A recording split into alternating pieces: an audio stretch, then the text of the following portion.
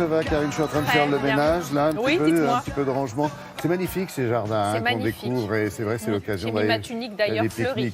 Oui, c'est ça. Bah, voilà, on est raccord. Bah, tout dit. Et en plus, on va parler justement recettes faciles, les petits plats qu'on peut déguster, sandwich, enfin bref, un tas de choses. On a commencé jeudi, hier, et puis on continuera demain avec le dessert et tout ça, ça peut se mettre dans un panier pour aller pique-niquer dans ces si beaux jardins du Val-de-Loire. Oui, c'est l'idée. Aujourd'hui, alors hier c'était le bagels d'été, quelque chose de bien généreux. Aujourd'hui, on va parler terrine. Vous avez été très nombreux à me demander des recettes de terrine.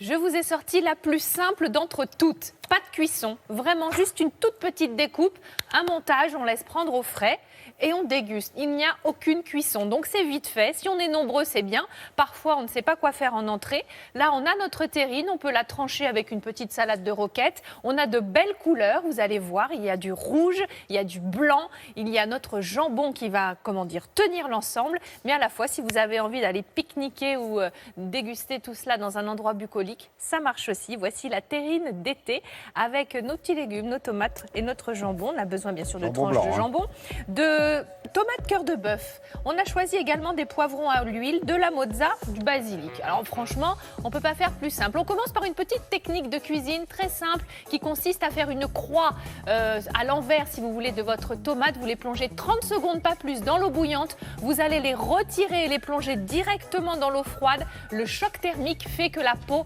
part très facilement. Il existe des économes à peau fine, mais lorsqu'il y a du relief sur votre tomate, comme les cœurs de bœuf, c'est beaucoup plus simple comme ça part tout seul.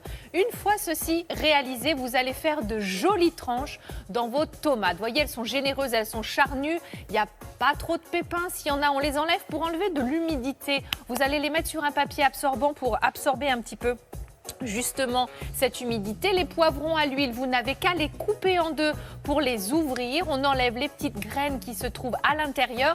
Pareil, on les met sur un petit papier absorbant. Mozzarella, c'est la dernière découpe. Là aussi, on va faire des tranches de mozzarella.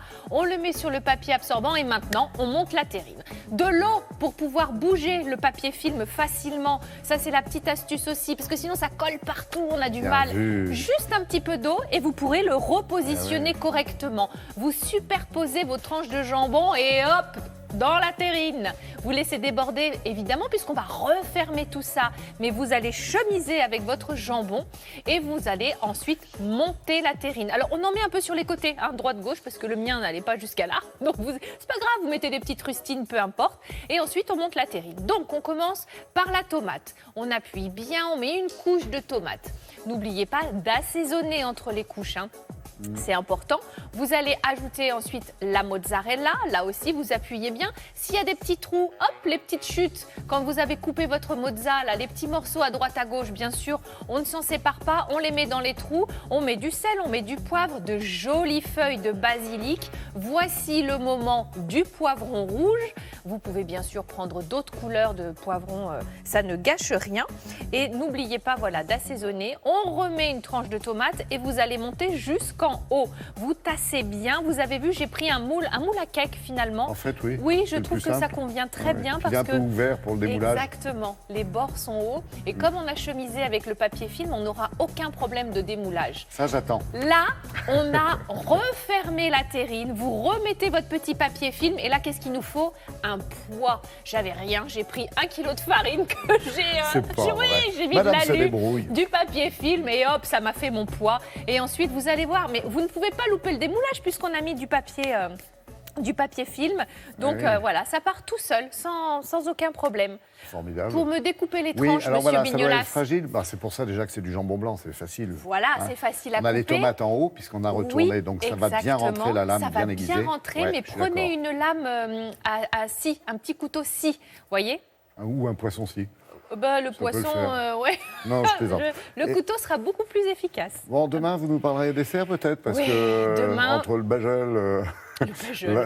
Demain, c'est la brioche. Ce sera de la brioche perdue aux grillotines. Là aussi, on va faire ça version à emporter dans un petit pot. Et surtout, si vous aimez le pain perdu ou la brioche perdue, mais que vous avez toujours peur de cette étape de poêlage où là, parfois, ça brûle, le beurre est trop chaud. Bref, eh bien, n'ayez crainte, on va tout faire au four. On remplit le pot, on met au four et c'est fini. Super, c'était vraiment des recettes simples. Enfin, la suite demain, bien sûr, on est d'accord. Merci beaucoup, Karine.